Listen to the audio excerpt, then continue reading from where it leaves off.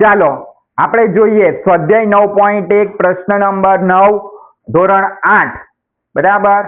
તો ચાલો જુઓ પ્રશ્ન નંબર 9 માં શું કીધું છે, જમીન પર એક ઓટલો છે તેની ઉપરનું સમતલ અષ્ટકોણ આકારનું છે। કેવા આકારનું છે? અષ્ટકોણ। અષ્ટકોણ કોને કહેવામાં આવે? જેની 8 બાજુ હોય તેને। તો તમે જોઈ શકો છો આ 1 આ 2 આ 3 આ 4 આ 5 આ 6 આ 7 આ 8 બાજુ છે ને, બરાબર। તો આ જે આકૃતિમાં દર્શાવેલ છે આ અષ્ટકોણીય આકારનું ક્ષેત્રફળ શોધો। આ સમબાજુ અષ્ટકોણીય આકાર છે। કેવો આકાર છે? સમબાજુ અષ્ટકોણ આકારનું છે।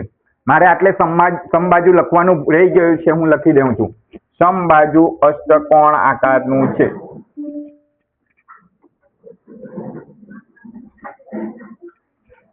ચાલો થઈ ગયું।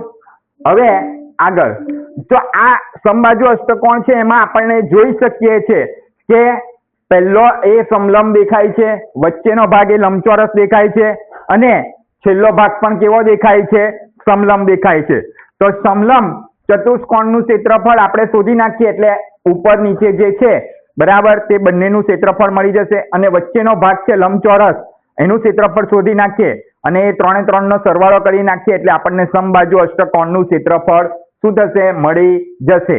તો આપણે આટલે લખ્યું સમલંબ ચતુષ્કોણનું ક્ષેત્રફળ નું સૂત્ર શું છે? તો 1/2 ગુણ્યા h ગુણ્યા a વત્તા b। તો આપણને h એટલે ખબર છે સમાંતર બાજુઓ વચ્ચેનું લંબ અંતર। સમાંતર બાજુઓ વચ્ચેનું લંબ અંતર એટલે કે ઊંચાઈ એટલે કે h કેટલું છે? તો એ છે આ જુઓ આ એક સમાંતર બાજુ છે, દેખાય છે? ધ્યાન આપજો, આ એક સમાંતર બાજુ છે, આ સામસામેની બાજુ કેવી છે? સમાંતર। આ સમલંબમાં પણ આ બાજુ સમાંતર છે, આ બાજુ સમાંતર છે। તો બંનેમાં જુઓ આ લંબ અંતર કેટલું આવે છે? 4 મીટર આવે છે। એટલે બંનેમાં લંબ અંતર કેટલું હશે? 4 મીટર। અને એક બાજુનું માપ સમાંતર બાજુનું એક બાજુનું માપ એ બરાબર શું આવશે? તો તેની બધી બાજુ સમાન છે, સમબાજુ અષ્ટકોણ છે માટે એની એક બાજુનું માપ 5 મીટર આપેલું છે તો બીજી બધી બાજુનું માપ પણ કેટલું થશે? 5 થશે। એટલે એ બરાબર શું થશે? 5 થશે। એ બરાબર શું થશે? 5 થશે। ધ્યાન આપજો, માટે એ બરાબર 5 મીટર। એવી જ રીતના બી બરાબર આ બી છે, બી બરાબર સમાંતર બાજુની બીજી બાજુનું માપ છે તે કેટલું થશે? 11 મીટર થશે। બીજી બાજુનું માપ બંને સમલંબ માટે માપ બી બરાબર કેટલા થયા? 11 મીટર। હવે આ માપના આધારે જો આપણને h પણ મળી ગયું, એ પણ મળી ગયું, h પણ મળી ગયું, એ પણ મળી ગયું અને b પણ મળી ગયું એટલે આપણને સમલંબ ચતુષ્કોણ આકારનું ક્ષેત્રફળ મળી જશે।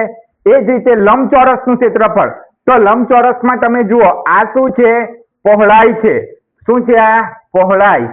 પહોળાઈ આપી છે આપણને 11 મીટર અને લંબાઈ આ શું કહેવાશે?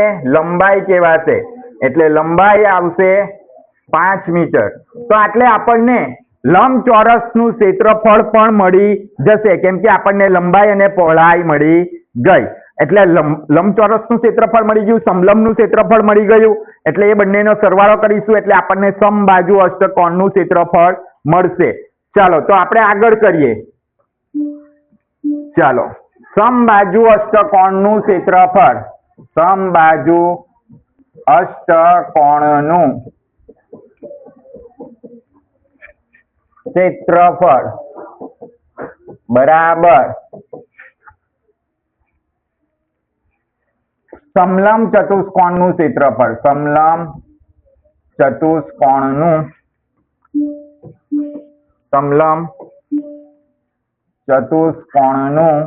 ક્ષેત્રફળ।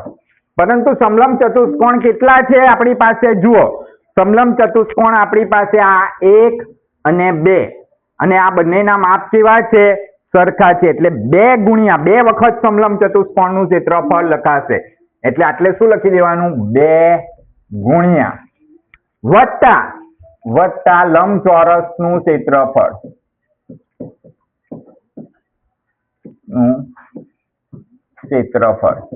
ચાલો હવે સૂત્ર મૂકી દઈએ. તો સૂત્ર મૂકીએ છે 2 ગુણ્યા સમલંબ ચતુષ્કોણનું ક્ષેત્રફળનું સૂત્ર છે 1/2 ગુણ્યા h ગુણ્યા કૌંસમાં a વત્તા b. અને લંબચોરસનું ક્ષેત્રફળનું સૂત્ર છે લંબાઈ ગુણ્યા પહોળાઈ. બરાબર, બધાનું ધ્યાન આટલે. ચાલો હવે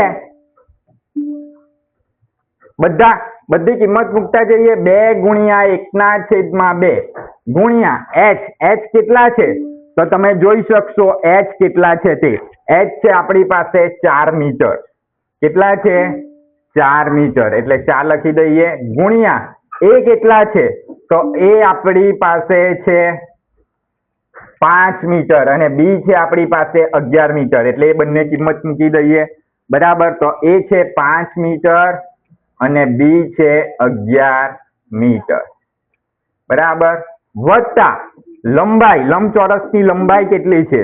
તો આટલે જુઓ, લંબચોરસની પહોળાઈ અને લંબાઈ. લંબચોરસની પહોળાઈ છે 11 મીટર અને લંબાઈ છે 5 મીટર. તો આ બંને મૂકી દઈએ આપણે. તો લંબાઈ છે 5 મીટર ગુણ્યા પહોળાઈ છે 11 મીટર. થઈ ગયું? આટલે વત્તાનું ચિહ્ન આવશે. ભૂલમાં મારાથી ગુણાકારનું થઈ ગયું છે. વત્તા 11 મીટર. બરાબર, ચાલો તો જે કેન્સલ થતું હોય તે કેન્સલ કરી નાખીએ. તમને જો આ 2 અને આ 2 સરખા દેખાય છે ને, એટલે શું થઈ ગયું? કેન્સલ. ચાલો હવે આ 4 એ મીટર છે. 4 મીટર ગુણ્યા 5 વત્તા 11 કેટલા થશે? 16 મીટર. કેટલા થશે? 16 મીટર. વત્તા 11 5 વાર કેટલા થાય? 11 5 વાર કેટલા થાય? બોલો. 55 મીટર. 55 મીટર એટલે કેટલી વાર છે? 2 વાર. એટલે મીટરનો 2 ઘાત. એવી જ રીતના 16 4 વાર કેટલા થાય? 16 4 વાર આ બંનેનો ગુણાકાર કરવાનો છે. 16 4 વાર. 16 4 વાર. બોલો. હા બોલો. 64.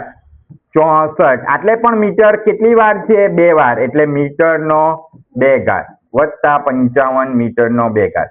હવે આ બંનેનો સરવાળો કરી નાખીએ આપણે. 64 વત્તા 55. તો 4 ને 5 9, 6 ને 5 11. આવી ગયા 119 મીટરનો 2 ઘાત. બરાબર, ચાલો તો આટલે આપણને મળી ગયું સમબાજુ અષ્ટકોણનું ક્ષેત્રફળ. કેટલું મળી ગયું? 119 મીટરનો 2 ઘાત લખો તો પણ ચાલે ને 119 ચોરસ મીટર એટલે કે 6 મી લખો તો પણ ચાલે. બરાબર, ચાલો